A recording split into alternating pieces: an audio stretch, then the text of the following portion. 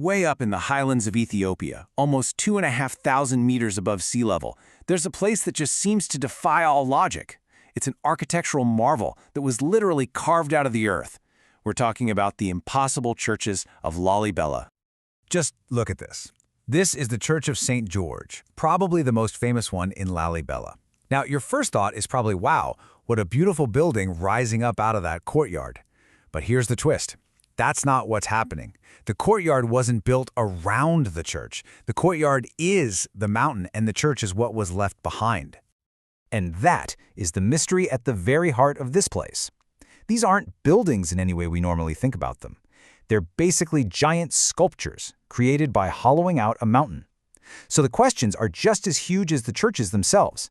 How in the world did they pull this off? And maybe even more importantly, why? So to really wrap our heads around this, we need to zoom out a bit. Because this isn't just one impossible church. No, it's an entire complex. A holy city sculpted right out of volcanic rock. That's right. 11. Not one, not two, 11 of these incredible monolithic and semi-monolithic churches make up this amazing site. And each one is totally unique. It's just a testament to a kind of vision and commitment that's, it's almost hard to believe. Okay, so what on earth would drive someone to take on a project this massive? Well, the answer is a really powerful mix of royal power and incredibly deep religious faith. The whole place is actually named for the guy who dreamed it all up, King Lalibela. He was a ruler of the Zagwe dynasty, and his vision didn't just shape these stones, it shaped the entire spiritual landscape of Ethiopia for centuries. I mean, you just have to appreciate the sheer scale of the ambition here. This wasn't just about putting up a few new churches. The story goes that King Lalibela's goal was to build a new Jerusalem, a holy city right there in Africa that would become a new center of the world for pilgrims. So, we have the powerful why. Now let's get back to the truly mind-bending part, the how. I mean, how do you even start something like this? It's a process that completely flips construction as we know it right on its head. And yeah, this was not a quick job. It's estimated it took about 24 years to finish the whole complex. A quarter of a century of non-stop, brutal work with really basic tools. We're talking hammers and chisels. This right here is the key idea you have to understand. It's a subtractive process.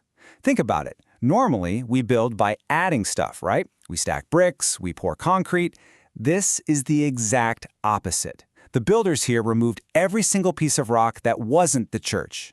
You can just imagine the planning that took. There's no oops button. You can't undo a mistake. And this slide breaks it down perfectly. First, they dug these huge trenches, basically creating a giant isolated block of stone. Then, they started carving the outside, starting from the roof and working their way down to the base.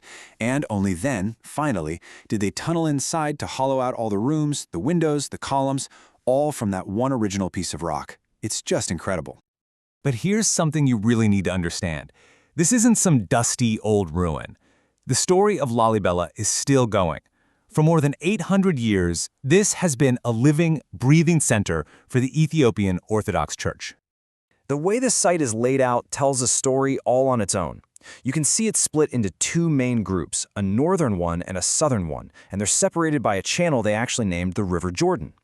But the coolest part is that they're all connected by this maze of tunnels and passages, so pilgrims can move from one holy site to the next as part of their journey. And right here, you can see exactly what we're talking about. On the left, that's Beate Medhele Alam from the northern group. On the right, Beate Emmanuel from the southern. You can really get a sense of how each church has its own unique style, even though they all came from the same mountain. Now, all 11 are amazing, but a few of them have features that are just wow. You have Beate Georgis with its perfect cross shape. Then there's Beate Medhen Allen, which is believed to be the largest monolithic church anywhere on the planet. And Beate Golgoth Mikhail actually has replicas of the tomb of Christ and the tomb of Adam, tying it all back to that original vision of creating a new Jerusalem.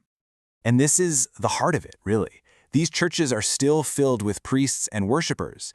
Huge religious festivals draw massive crowds every single year. This place is not a museum. It's a living, thriving sanctuary just as important today as it was 8 centuries ago. But, and this is the tough part of the story, this incredible living heritage is fragile. After surviving for 800 years, the churches of Lalibela are now facing some pretty serious threats. And this picture, man, this picture says it all. On the left, you see a church as it was meant to be seen, open to the sky. On the right, you see one hidden under this massive, ugly metal shelter. These things were supposed to be a temporary fix to protect the rock from erosion and weather. The problem is, temporary has turned into a long time. They were put up back in 2008, and they're still there. Now, in a truly tragic twist, the enormous weight of the shelters themselves is putting so much stress on the rock that they might actually cause the very churches they're supposed to protect to collapse. It's a conservation nightmare that was born from the best intentions. And so that leaves us with this huge, complicated question. Lalibela is one of the most incredible testaments to human faith and ingenuity on the entire planet. But how do you preserve a miracle that was taken out of the earth, not built on top of it? And how do you save it from the very things that were meant to be its salvation? It's a challenge that, right now, doesn't have an easy answer.